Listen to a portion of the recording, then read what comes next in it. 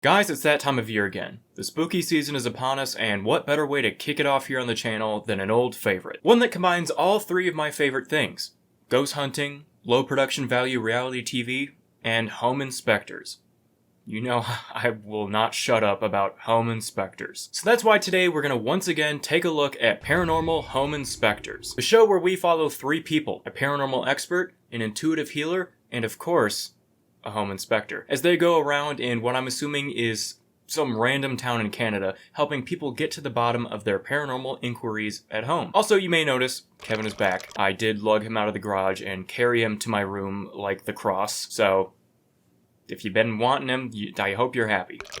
Now, just like last time, I just picked a random episode. They're all on YouTube, so we're going to be checking that one out, and without further ado, let's just jump into it. I don't know.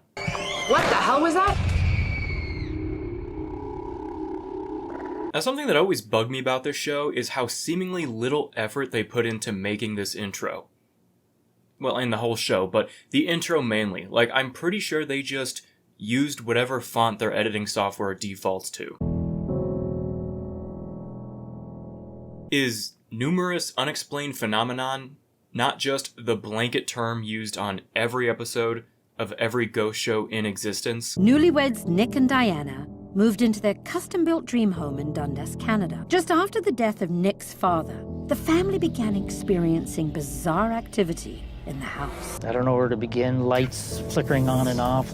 That's when I started investigating a little closer, thinking that, well, maybe it's not just your typical light that's flickering off and on, maybe it's something else. I don't know about you, but for some reason, a bare-bones light fixture in an unfinished basement flickering just does not set off any alarm bells in my head whatsoever. Combining traditional and non-traditional investigative techniques, our team is made up of intuitive healer Nadine, certified home inspector Brian, and paranormal investigator and researcher Michelle. Now, I don't know what's funnier, someone calling these guys or the paranormal cops. I feel like if you're that far down the phone book, you must not have had much luck with the rest. Also, I think we figured out in the last video on paranormal cops, they seem to only operate within a very specific range of the Chicago suburbs, so I guess they're out by default. To kickstart the investigation, Michelle meets with Nick to hear firsthand what the family has been experiencing. One night I was lying in bed, and from the corner of my eye I see this white silhouette of a person,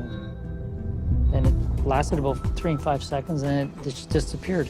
You mentioned lights. What's going on with the lights? We have one light particular in our basement that come on and off on its own. One night, I was asleep on the couch and started hearing some rattling going on the kitchen counter. I thought it was the cat jumping onto the counters. George, get off the counter. And kept hearing it going on and on for about half an hour. And I finally got up, George, to go check, to scoot him off there, and nothing was in the kitchen. I came back and he was just sitting there on the ottoman across from me. Oh. Didn't know what to make of it. You know, I wonder if he's just making all this ghost shit up just to get a free home inspection. Also, I don't know if there's a very good chance I made that joke in the last video. If I did, sue me. Don't sue me, alright? I simply cannot afford that. I spent all my fucking money on that guy. But I say that because all the stuff he's listed so far are so wildly normal for a house with some minor issues to have. Except, of course, the light flickering. I don't know who could be doing that. Knowing that Nick and his family have been the only residents of the house, Michelle wants to find out more about the land the home was built on. While Michelle focuses on the history of the property, certified home inspector Brian Daly will follow up on the strange occurrences in the house. Jesus, how far away did they drop him off? So I know many of you already know what's going to happen, but if not, essentially he's about to just walk into this house and say, I don't know about that. And I'll say this episode especially, he's less skeptic about the things he's inspecting, but more just flat out disappointed. Like, guys, come on. Seriously? Jesus Christ. The light at the bottom of the stairs, which is this guy right here. Jesus, God. Well, the bulb isn't even screwed in all the way, so that's a start. Screwing the bulb all the way in, guess what? No flickering anymore. That... okay. Oh shit, this may be the first time Brian has been bested. You can tell he did not think that was going to happen. Maybe they do have ghosts. Screwing the bulb all the way in, guess what? No flickering anymore. That... okay. They cut away quick after that, probably because Brian was like, oh god, guys, that wasn't in the script. Now guys, I don't know about you, but I feel like while most services have gotten easier than ever to schedule, health providers have most definitely not. Which is what I thought before trying the sponsor of today's video, ZocDoc. ZocDoc is a free website where you can search and compare high-quality in-network providers and book an appointment instantly, whether online or in person. One of my favorite things about ZocDoc is just how specific you can narrow down your specific health insurance so you can make sure you're finding the right doctor that's in your network. I've been using ZocDoc even before they sponsored me, whether it be to look for help with finding a primary care doctor, mental health, even a dermatologist for my busted lip. ZocDoc made that all super simple. With ZocDoc, you have plenty of doctors to choose from, and aside from being able to see available times and schedule right then and there, you can also look through a ton of verified patient reviews and doctor profiles. So whether it's primary care, mental health, dental, dermatology, eye care, it's all there on ZocDoc for free. So stop putting off those doctor's appointments and go to ZocDoc.com/ChrisJames to find and instantly book a top-rated doctor today. Thank you to ZocDoc for sponsoring, and now back to the video. Now this is the point in the show where the paranormal investigator Michelle tries to get to the bottom of this, and does so by heading to the town archives to see what she can dig up. And if you remember this in the last video, it resulted in the possibility of an alien abduction. So she does have a tendency to get a bit carried away. Okay, so Daniel, I wanted to ask you a couple of questions about the Christmas train crash. The accident in 1934 took place on a cold Christmas night. They took off from the station at around 9 p.m. They ended up on a service track because the engine gave out. There was a brakeman who was at the back of the train, and he saw lights in the distance. Now, at this point, he panicked. He ran over to the main track switch, flipped it, thinking that he was switching it over to the main track so the other train would speed by safely, but he was doing the opposite. That train hit the other one from behind, exploding the back car. Now, when the first responders got there, they were greeted with a horrific sight. The bodies, they were propelled through the air on impact. Some were moving around, still screaming for help, and others were just laying still. While normally something like this would make sense, a case of dozens of deaths resulting in trapped souls haunting the living, I would understand that, except for the fact that these train tracks aren't right next to his house. From the footage we've seen, they're just kind of next to the neighborhood, so if that were the case, would they not be getting calls from everyone on the block? After the train crash, they had to find a service building that could be used as the morgue. So they used the school here, and right here in this basement, they moved the 18 women and men who unfortunately died on that terrible day. Okay, dude, you are getting way off track. This has nothing to do with my investigation. I think I get everything I need. I'm gonna head out. They moved the 18 women and men who unfortunately died on that terrible day. Tell me I did not just hear that sound effect on a TV show. I think we've got a faulty base or fixture. Most of the electrical down there needs some work. Qualified electrician should come in here and take a look at all the electrical, especially in the basement. Okay, maybe Brian wasn't bested after all with that light fixture incident, and it was just the wiring. Okay, maybe it's the wiring. Okay, they need to get an electrician out here to check this out, okay? Because it's not ghosts. And here we go in the master suite. I'm told that there's writing on the wall. That's not writing. That is residue from old wallpaper or old paint that's underneath and just bleeding through. We're gonna check that off. He is so over this right now. He's like, what am I even doing here? What even is this? You know, I'm gonna check this off, and I'm gonna leave a note. Get a brain, you imbeciles. And we've got the daughter's room. Now, point here is that the door opens by itself. Let's just check that out, and there's the problem right there. The door doesn't latch. Man, he is just blazing through this list right now. He's getting off early today. Daughter here's tapping on the window. There's the problem right there. There are branches hanging over the house right at the glass. Any kind of wind outside will cause the branches to hit the house, and that could cause that tap sound. So we're gonna check that off the list. Brian, I'm on your side 99% of the time, but are those branches not like 3+ feet away from the house? Unless they have a severe windstorm, there is no way those windows are getting tapped. Not that I think they have ghosts. They 110% do not. But Brian, sometimes you gotta be wrong to be right. Look, all I'm saying is I don't want him to lose credibility here. You know what? He probably either has a quota or just gets paid by the checkmark. I don't know. Now, we've got a room where the complaint is that they're always cold in this room. There's no cold air return in the room. That's the first problem.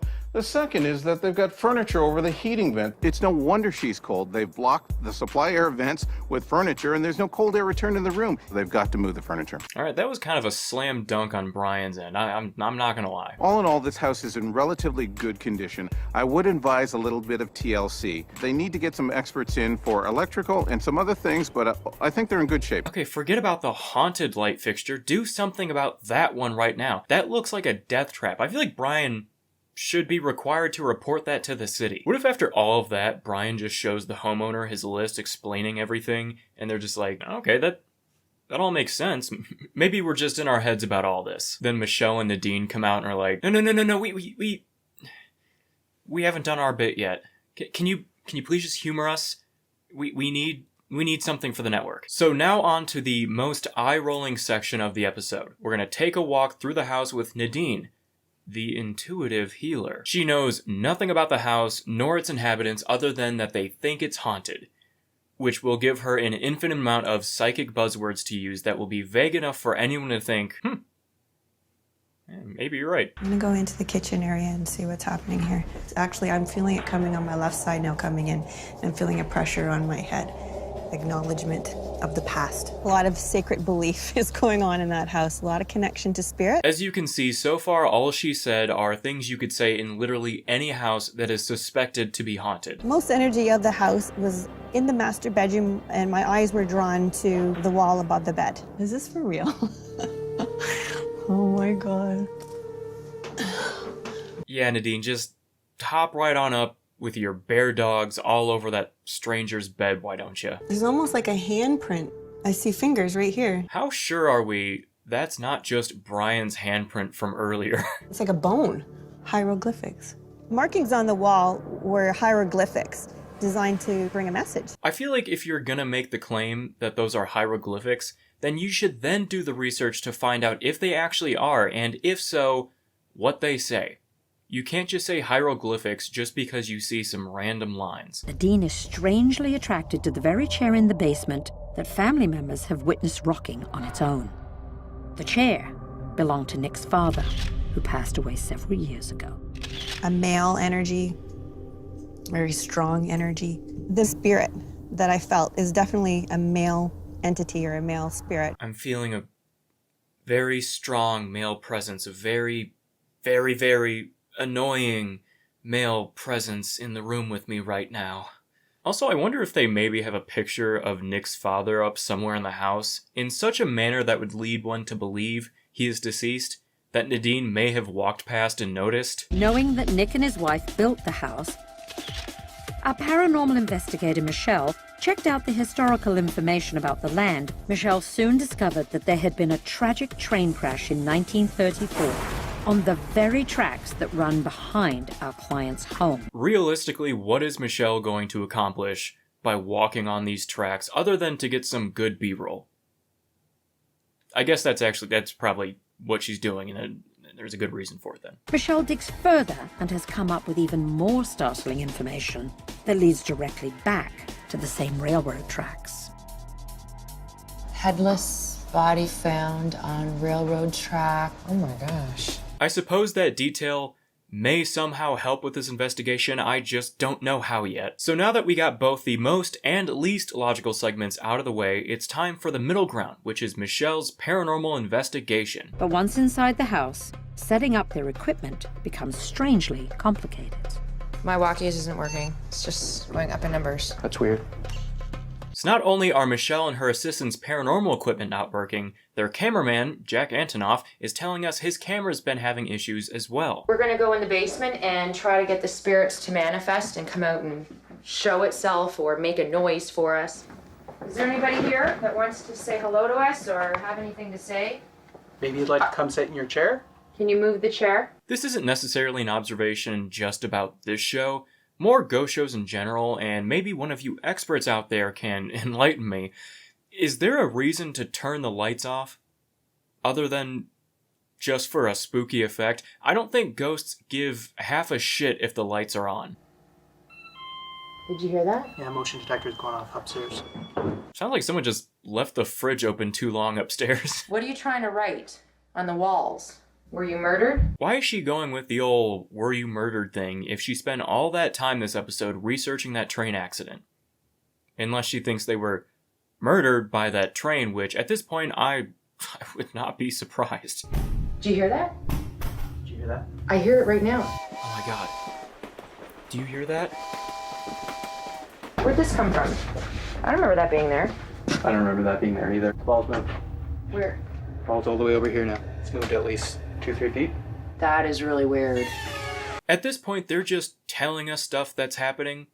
They could be making anything up, just running with it. Like, for us to believe this house is actually haunted, we have to have blind faith in everything they're saying. Which I suppose is every ghost show on the planet. What the hell was that now? Michelle goes outside to assist a crew member that is visibly shaken. What's wrong? There was something moving around. So it was upstairs and then it was downstairs. There was a ball moving by itself in the kitchen. Take a deep breath, okay? Breathe in through your nose. I'm gonna guess it's not helping her panic attack, them not having turned the lights back on yet. Like, she's just freaking out in the dark right now. I feel like there was something like in me that just, it was like something went through and then this is like the leftovers. Okay, so just tell us to come out. Get out of me. Get out of me. I want to get her in a car. There is definitely a haunting going on. So now that we've hopefully gotten to the bottom of this, it's time to sit down with Nick and give him the 411 on this house. A nice house in a quiet town, a family confused and disturbed by what's going on in their home. 3 inspectors that form a unique team are brought in to investigate. Christmas Day in 1934. There was a tragic train accident that killed 18 people. It's news to me. As well, in 1882, a local toll keeper was found on the railroad tracks, murdered, decapitated. I guess that's probably why she made that murder comment earlier. I will eat my words on that. I'm still going to leave it in because I made that joke about the train murdering those people, but I will at least acknowledge I'm wrong. I was trying to talk to Joe. Were you murdered? Okay, now you're talking about that, and for some reason I got some irritants I've in my noticed eye. that, yeah. And I can barely keep my eyes focused and open. You okay? Yep. Okay. Fine. Oh, no, sorry. I have crippling allergies. You're good. Please, keep going. After everything that we've seen and heard and experienced, we believe that you're living with several spirits. One of them is your father. So apparently Nick's house is an unfortunate hub of spirits and the undead. He's possibly got dozens of souls from the train accident, the guy who got decapitated on the tracks, and his deceased father all simultaneously haunting him at the same time. I don't know what nexus point they built this house on, but I feel for him. Maybe ask one of the neighbors, like, have you guys noticed any numerous unexplained phenomenon lately? No, not really. Unrelated though, we did have a home inspector come a few years back, and he pointed out a bunch of creaky windows and faulty wiring that we got fixed, so if that helps.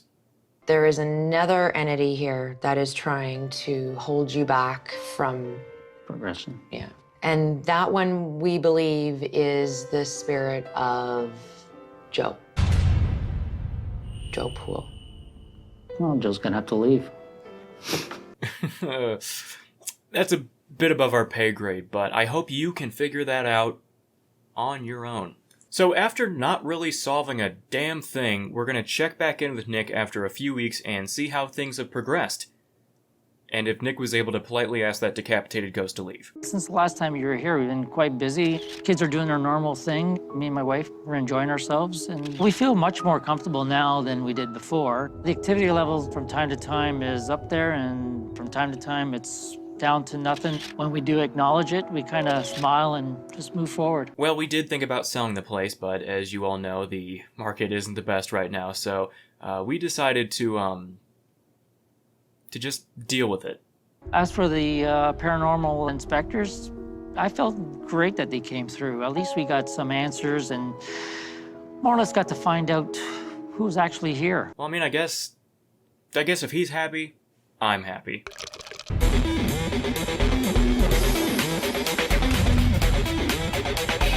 Alright, that's pretty generous. I don't think there's been a single episode of the show where they say the case is not closed. I'm glad after all of this thorough, I'm guessing 4 hours in an afternoon investigating, everyone is happy. Everyone except apparently Nick's father, that decapitated man on the train tracks, and the dozens of people who were killed in that train accident many years ago. They're obviously pissed off enough to move that rocking chair downstairs every now and then ever so slightly. Well guys, that was Paranormal Home Inspectors. I want to apologize for my brief hiatus. I know it was longer than the usual brief hiatus. Many things have happened in my life, so we are going to be back on track now, so expect more videos, specifically this month. Spooky videos. But if you did enjoy this video, consider leaving a like rating down below, commenting, subscribing if you're new and you want to see more videos just like this. But with all that being said, I want to thank you all for watching, and I will see you next week. Goodbye.